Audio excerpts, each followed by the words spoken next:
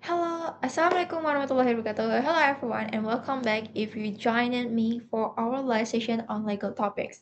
It's great to have you here again. If you're new, welcome. My name is Zaskia Meca Zumar. Today we're shifting our focus to a critical pillar of any organization's survival, operational risk management.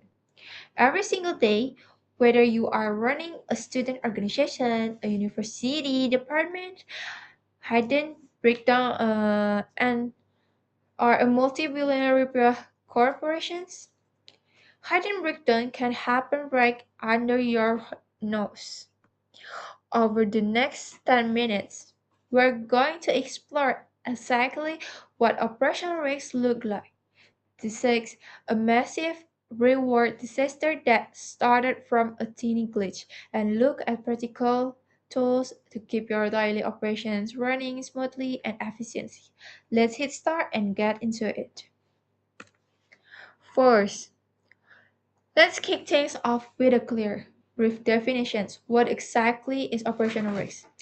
In a simple terms, operational risks are the threats and a potential loss that arise from failures in our daily process, people, or maybe internal system or unexpected external events. Think of your organizations as a giant clock filled with spinning gears. Operational risk is anything that causes those gears to grind to a halt. We can break this down into three core categories. First is process risks, which include protocol mistakes in your daily workflows. Second, human risks, stemming from start negligence, fatigue, or simple human error. Third is external risks, which come from outside descriptions that completely throw your business operations off track, basically if it affects how you do your day-to-day work. It lives under the umbrella of operational risks. Type of operational risks. To build an effective defense, we have to look deeper into the specific from this risk stack. Organizations generally face four main types of operational risks. Quadrant 1 focus on human error. This is incredibly common. Things like a team member entering data incorrectly into a spreadsheet or neglecting a standard operational procedure. Quadrant 2 covert fraud and misconduct. This involves internal or external bad actor intentionally acting unfairly or deceptively to harm the company. Quadrant 3 move into system failure. In modern operations, we really heavily on tech. When you experience sudden server downtime or a critical software bug that completely frees operations, you are facing a severe system risk. Quadrant 4 deals with external description. These are events entirely out of our hands, such as natural disaster, global pandemic, or unexpected supply chain crisis. Understanding these varieties help us prepare the right preventive steps instead of just reacting blindly when things break. Next, you might look at a mirror that entire error or a quiet software glitch and think, is that really a big deal? Well, let's talk about why this matters so intensively. First, let's look at the financial and reputation impact. Operational risks cause loss of billions of rupees every single year across various companies, but big and small. When a process fails, you don't just lose money directly. You face a massive decrease in reputation and a devastating loss of customer trust. Second, think about business continuity. Without proper risk management, a business is incredibly vulnerable to operational disruptions and long-term sustainability threats. If you don't identify and control these risks early on, a single crisis can completely wipe out your years of hard work. Managing operational risks is the shield to ensure your business actually survives tomorrow. To show you just how catastrophic and unmanaged operational rate can be, let's look at the existing reward case study back in the year 2003. A massive blackout rolled across North America, suddenly cutting off power to 55 million people. How did a disaster of this scale happen? Did a massive storm hit? No, it all started from an undetected software error and a failure in a basic operational procedure. Here is the timeline. A small bug in the monitoring system caused an alarm not to go off because there was no alarm alarm. The operators had absolutely no idea the system was overloading. Within just a few short hours, the entire power grid collapsed, causing massive regional downtime.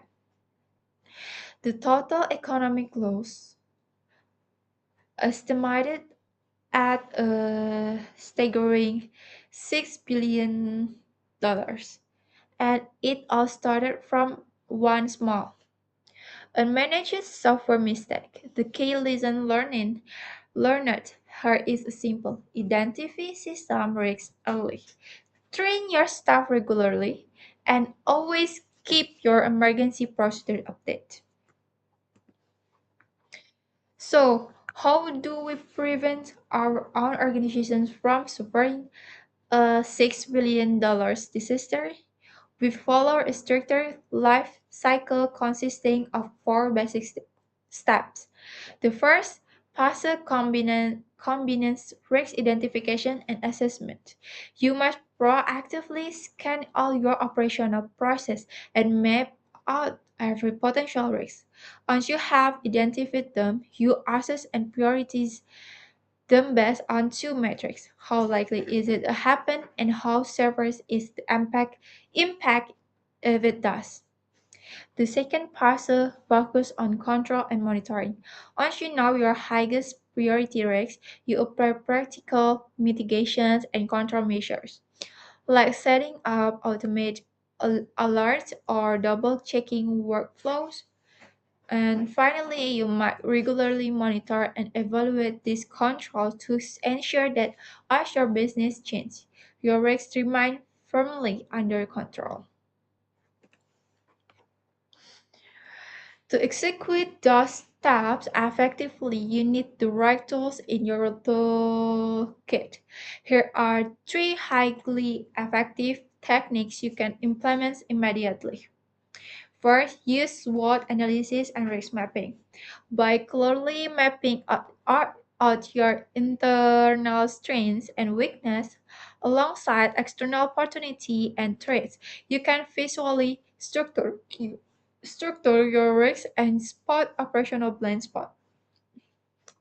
Second, embrace technology for continuous monitoring and regular evaluations to get the best real-time result. Third, really heavily on internal audits and staff training. This is important, guys. Internal audits are fantastic because they objectively ensure process compliance. Meanwhile, regular training boosts your staff day-to-day awareness, empowering them to catch and handle operational risks before they escalate. Before and after risk management, if you are still wondering if the effort is worth it, let's take a look at this risk visual contrast of an organization before and after implementing operational risk management. Before risk management, the workplace is messy, chaotic, and unorganized. Financial loss keep happening constantly, and the team make repeated mistake without finding clear lasting solutions. The company reputation steadily declines, staff members are stressed and confused, and daily business processes are completely hindered and ineffective. But look at the transformation after risk management. The workplace become proactive and controlled because risks are identified early. Daily operational runs smoothly and efficiently. The business expands seamlessly, stakeholder trust increase, and most importantly, the team works confidently with clear, structured guidance. Now let's be entirely realistic. Building this framework does come with its fair share of challenges. There are three major obstacles you will likely face. The first is resistance and complexity. Humans being neutrality, dislike change, so staff members might resist new procedure. The second is a basic lack of risk understanding. If your team doesn't deeply understand why certain rules exist, they won't identify or prevent potential loss early on. Third is limited resources. The budget, a lack of expert personnel, and missing technology are very common handles when trying to build a sustainable risk management system. Recognizing this challenge early allows you to plan around them. Tips to everyone does heartless. Let's warm up with our key tips and best practice. First, work hard to build a strong risk awareness culture across all levels of your organizations. Make risk management everyone's responsibility by involving the whole team. Second, leverage technology and digital tools for real-time risk monitoring. And third, regularity evaluate and update your operational risks list so it stay relevant. By applying these practical steps, you keep your business operation running smoothly and safely. And that's all I can give you explaining about risk management, operational risks. Thank you so much for your time today, everyone. Let's open things up for a group discussions and Q&A sessions in comment. And thank you so much.